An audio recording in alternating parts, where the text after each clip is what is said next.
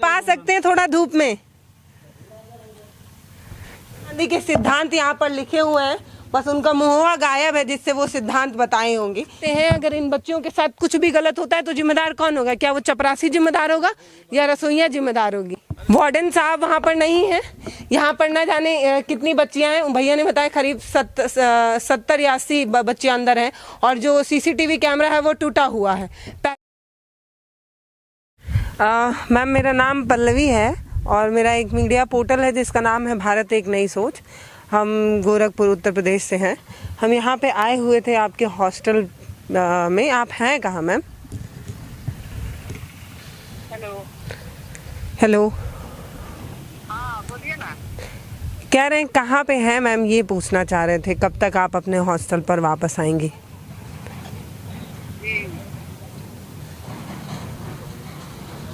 Hello ma'am, ये जानना चाह रहे थे कि आप अभी इस वक्त कहाँ हैं और आप कब तक अपने हॉस्टल तक वापस आएंगे?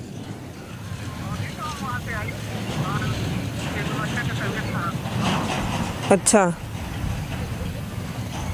किसको लेके गई? बच्चियों को लेके गई हैं आप?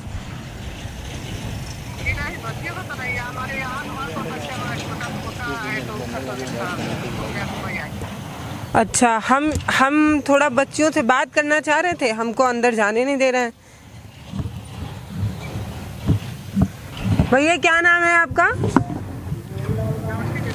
नहीं, ये जो है किशोरी लाल जी, वो हमें अंदर नहीं जाने दे रहे हैं। हम महिला हैं तो वो कह रहे हैं कि हाँ बताइए। नमस्कार, मैं हूं पल्लवी राय। आप देख रहे हैं भारत एक नई सोच। हम एक हॉस्टल के बाहर हैं, कस्तूरबा गांधी आवासीय बालिका कवलपुरा। मसलक है प्रखंड, जिला है सारण और ये है बिहार का। हम यहाँ पर खड़े हुए थे। हम अंदर जाना चाहते थे क्योंकि ये गर्ल्स हॉस्टल था। इसके बाहर की स्थिति देख के ठीक लग रही थी। हम यहाँ पर आए हुए थे, हमने सोचा कि थोड़ा लड़कियों से बातचीत कर लेते हैं। तो यहाँ पर जो गार्ड साहब हैं वो हमें जाने नहीं दे रहे हैं। एक महिला पत्रकार हूँ, एक महिला हॉस्टल में नहीं जा सकती, कारण ये मुझे नहीं बता रहे हैं। हमने पूछा वार्डन साहब को बुला दीजिए, मैडम से हम बात करेंगे। वो मना करती हैं तो हम नहीं जाएंगे। तो पता चला कि वो छुट्टी पर हैं। यहाँ पर कोई महिला वार्डन नहीं है, खाली बच्चियाँ हैं और गार्ड के रूप में भैया हैं। भैया कितनी लड़कियाँ हैं अंदर बताएंगे? आप आ सकते हैं थोड़ा धूप में। भैया आ रहे हैं, हम इनसे बात करते हैं। न जाने क्यों महिला पत्रकार को रोका जा रहा है। और हम एक बार स्कूल, मैं चाहूँगी कि एक बार आप स्कूल भी दिखाइए। स्कूल अपनी जर्जर अवस्था में है। क्या नाम भैया आपका? ये तो लग रहा है जैसे इंडिया और पाकिस्तान वाला यहाँ पे बॉर्डर है। क्या नाम है भैया आपका? मैडम हम लोग भी मजबूर हैं, जब नहीं, नमवा तो नहीं मिलेगा तो तब तक हम लोग खोल नहीं पाएंगे। हमारा नाम किशोरी लाल राम। क्या कह रहे हैं? आपको आदेश नहीं मिल रहा है इसलिए आप नहीं खोल रहे? जी। किसने रोका? BO ma'am. बीओ मैम क्या बोली? सीधे बोले कोई लेटर है आपको बिहार सरकार का। हाँ। इसमें कोई इलेक्ट्रॉनिक मीडिया हाँ। जब तक ऊपर से परमिशन लेकर नहीं आता है तब तक हम नहीं खोलेंगे। जब ऊपर से परमिशन मिलेगा तो HM खुद कहेंगे जब आप गेट खोल दीजिए। अच्छा, तो परमिशन लेके आना है जी। वार्डन कहाँ है? वार्डन छुट्टी में है, आज रविवार है, गई हैं घर। 8 दिन रहती हैं, एक दिन किसी कारण से गई होंगी। अच्छा, रोज रहती हैं, आज किसी कारण से गई? छुट्टी लेके गई हैं या? ये तो मैं नहीं बतला सकता। ये आपको नहीं पता? आज संचालक बतलाएंगे। अच्छा, आज गई हैं, रोज रहती हैं? डेली रहती हैं। तो ये क्या गारंटी है कि रविवार को बच्चियों के साथ कुछ गलत नहीं होगा? वार्डन तो एक गार्जियन होता है, परिवार का एक गार्जियन होता है। गई होंगी, शाम तक आ भी जाएंगी। कोई बेटी है, दिन भर में कोई दुर्घटना नहीं हो सकती। दुर्घटना है तो हम लोग हैं, रसोईया लोग हैं, बच्चियां हैं। एक स्कूल में अगर कुछ भी गलत होता है तो उसका जिम्मेदार कौन होता है? टीचर और प्रिंसिपल होते हैं। चपरासी थोड़ी होता है, नहीं होता है। एक गार्ड थोड़ी होता है। एक किचन में काम करने वाली रसोईया थोड़ी होती है। वैसे ही एक हॉस्टल में अगर लड़की के साथ कुछ गलत होगा तो वॉचमैन से सवाल किया जाएगा कि रसोईया से पूछा जाएगा? वो तो साहब लोग से पूछा जाएगा, मैडम से पूछा जाएगा, हेडमास्टर। तो कहाँ है मैडम? बीओ मैम से पूछा जाएगा। कोई है अंदर? कोई मैम है अंदर? कोई अंदर नहीं है। कोई महिला? कोई मात्र 2 रसोइयाँ हैं, बस किचन और किचन संभालने वाली रसोइयाँ। और आप हैं? और कौन है? और कोई नहीं है, बच्चियाँ हैं सर। मतलब कोई गार्जियन नहीं है यहाँ पे? अभी तो तत्काल में कोई नहीं है। हम्म अभी तो तत्काल में कोई नहीं है। तो हॉस्टल इंचार्ज जो है वो यहाँ पर नहीं है। और आखिर आप लोग ऐसा क्या छुपाना चाह रहे हैं कि एक महिला पत्रकार को नहीं आने दे रहे हैं? मान लीजिए इन पुरुषों को नहीं आने दे रहे हैं क्योंकि लड़कियों को क्यों रोका जाए? मजबूरी है, जब तक वार्डन और संचालक आदेश नहीं देंगे तब तक मैं गेट नहीं खोल सकता। तो लड़कियों को बुला सकते हैं? आपके नहीं, उसको उनको भी नहीं बुला सकते? क्यों? हम लोग स्वयं नहीं अंदर जाते हैं तो लड़कियों को बुला कैसे सकते? आप यहाँ से गेट से बुलाइए। जी नहीं बुला सकते। इसके लिए माफ कीजिएगा। हाँ, भैया कह रहे हैं कि हॉस्टल इंचार्ज जो है वो हफ्ते में सिर्फ एक दिन छुट्टी लेकर जाती हैं, वो भी रविवार को इन लड़कियों के साथ कोई अप्रिय घटना नहीं होगी, ऐसा इनका मानना है, तभी वार्डन साहब यहाँ से चली जाती हैं। चलिए हम आपको एक बार स्कूल दिखाते हैं। आखिर न जाने ऐसा क्या है उस हॉस्टल में, जिस हॉस्टल में जाने के लिए आपको किसी ऊपर से परमिशन लेके आने की ज़रूरत है। ये जो हॉस्टल है यहाँ पर एक महिला पत्रकार भी नहीं जा सकती क्योंकि हमारे पास ऊपर वाला परमिशन नहीं है। अगर हम किसी हॉस्टल में जाना चाहें तो हमें ऊपर से परमिशन लेके आना होगा। हम चाहते तो दबाव बना सकते थे, लेकिन हम दिखाना चाहते थे आपको कि जो गर्ल्स हॉस्टल है उसकी वार्डन गायब है, वहाँ पर कोई नहीं है। ये देखिए आप, ये स्कूल देख लीजिए, स्कूल बंद है इस समय।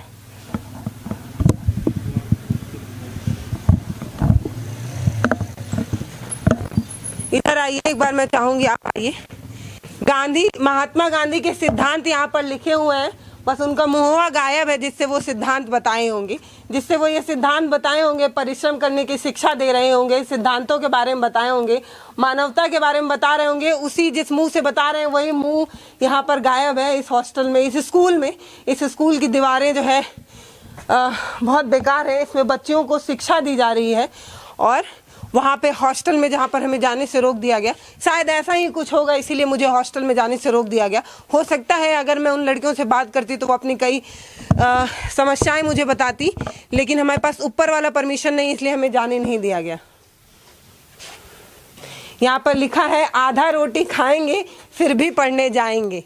आधा रोटी खाने वाले परिवार अपने बच्चों को पढ़ाने के लिए तो भेजेंगे, लेकिन जब उन बच्चे यहाँ पर पढ़ने आएंगे तो उनको टूटा हुआ बिल्डिंग, सड़ा सा मकान जिसमें पंखा तक नहीं है, उसमें लड़कियों को बैठाकर पढ़ाया जाता है। एक बार आप दिखाइए, लाइट नहीं है, पंखा नहीं है, बेंच खुद ही टूटा फूटा हुआ है। इस चिलचिलाती धूप में जो लोग कानून बनाते हैं गरीब बच्चों को पढ़ने के लिए, गरीब परिवार अपने बच्चों को ऐसे स्कूल में पढ़ाएं, जो कानून बनाते हैं वो एसी वाले कमरे में बैठकर साइन करते हैं, और जो बच्चे पढ़ने आते हैं वो ऐसे टूटे फूटे बिल्डिंग में पढ़ते हैं जिसमें ना पंखा है ना लाइट है।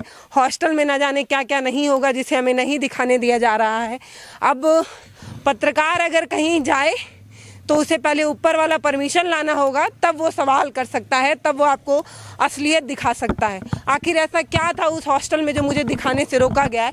और मैं चाहूँगी एक बार आप हॉस्टल के पीछे की दीवार दिखाइए। आगे से तो लाल लाल अच्छी पेंटिंग दिख रही थी, और पीछे से वो कैसा है वो भी दिखा दीजिए। ना प्लास्टर है ना कुछ है, इसीलिए मुझे लग सकता है अंदर वो मुझे इसलिए नहीं जाने दिए क्योंकि इस हॉस्टल को बाहर से चमकाया गया होगा, अंदर से उसकी स्थिति कुछ और ही होगी, तभी मुझे नहीं जाने दिया गया। ये देखिए वार्डन साहब वहाँ पर नहीं है। यहाँ पर ना जाने कितनी बच्चियाँ हैं, भैया ने बताया करीब 70 या 80 बच्चियाँ अंदर हैं, और जो सीसीटीवी कैमरा है वो टूटा हुआ है।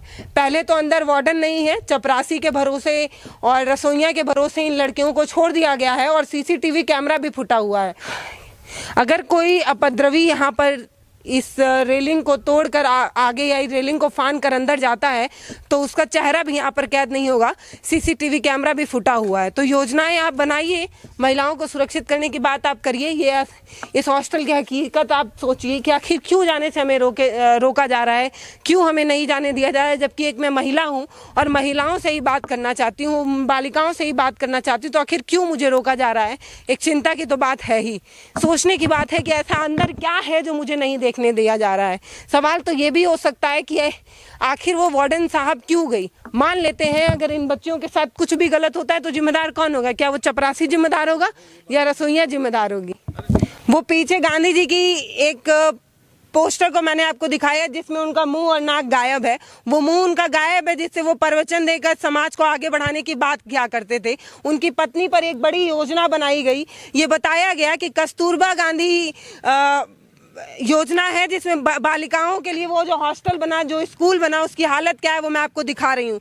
सवाल नीतीश कुमार से भी हो सकता है, सवाल प्रधानमंत्री जी से भी हो सकता है कि साहब आप जो योजना बनाते हैं वो जमीन पर पहुँचते पहुँचते ऐसी हालत में क्यों पहुँच जाता है, क्यों उस हॉस्टल में जो गरीब परिवार की लड़कियां पढ़ती हैं उनके लिए आगे पेंट किया हुआ इमारत है और पीछे कच्चा रखा हुआ है और अंदर हमें जाने नहीं दिया जा रहा है। ये जो स्कूल आप बनाए हैं जिसमें बच्चे 8 घंटे आकर पढ़ेंगे, उसमें ना पंखा है और उसमें ना लाइट है, शौचालय तक नहीं है यहाँ पर। तो बच्चियाँ जो यहाँ पर पढ़ने आएंगी उनको अगर वॉशरूम जाना होगा तो पहले वो हॉस्टल जाएंगी, वहाँ से वॉशरूम करेंगी, फिर यहाँ पर आकर पढ़ेंगी। योजना बनाइए लेकिन उसको ज़मीन तक पहुँचाइए तो कम से कम ठीक ठाक पहुँचाइए ना। ये क्या है? आप अपने बच्चों को इस स्कूल में पढ़ाना चाहेंगे? नहीं पढ़ाएंगे। आपके बच्चे पढ़ेंगे 5 स्टार टाइप जो बड़ा बड़ा स्कूल होता है जिसमें एसी लगा होता है उसमें, और गरीब परिवार के बच्चे किस में पढ़ेंगे? इसमें जिसमें ना लाइट है, ना पंखा है, ना दीवार है। और जो पोस्टर बनाकर आप बच्चियों को और बच्चों को आगे बढ़ाने की बात करते हैं, उस पोस्टर में जो आप बड़े बड़े सिद्धांत लिखवाए हैं वो तक बच्चे नहीं पढ़ पाएंगे क्योंकि वो टूटा हुआ है, उसका मरम्मत तक नहीं हो पा रहा है। आधा रोटी खाएंगे फिर भी पढ़ने जाएंगे जैसा लाइन और स्लोगन अच्छा लगता है सुनने में। आधा रोटी खाकर बच्चे यहाँ पढ़ने तो आ जाएं लेकिन सीखेंगे क्या, ये सोचने की बात है। इसी स्कूल से जब बच्चियाँ पढ़ के बाहर प्राइवेट स्कूल में पढ़ रही बच्चियों को देखेंगी और वहाँ पर अपने आप को तौलेंगी तो उन्हें पता चलेगा कि ऐसे सड़े से स्कूल से हमने कौन सी शिक्षा लेकर आए हम पहुँचे हैं कि कंपटीशन वाले एग्जाम में जब हम प्राइवेट स्कूल के बच्चों को देखते हैं और अपने आप को देखते हैं तो क्यों अपने आप को कमतर आंकते हैं? क्योंकि ये ऐसा स्कूल है जिसमें ना पंखा है ना लाइट है और हम सुदृढ़ शिक्षा देने की बात कर रहे हैं। नमस्कार, मैं पल्लवी राय, आप देख रहे हैं भारत एक नई सोच। आखिरी में बस यही पूछना चाहती हूँ कि हॉस्टल में ऐसा क्या था जो मुझे जाने से रोका गया है? हमारे वीडियो का नोटिफिकेशन पाइए सबसे पहले हमारे ऐप से। हमारे ऐप को प्ले स्टोर से डाउनलोड करने के लिए डिस्क्रिप्शन में दिए गए लिंक पर जाइए और हमारे ऐप को इंस्टॉल करिए क्योंकि ये बिल्कुल फ्री है।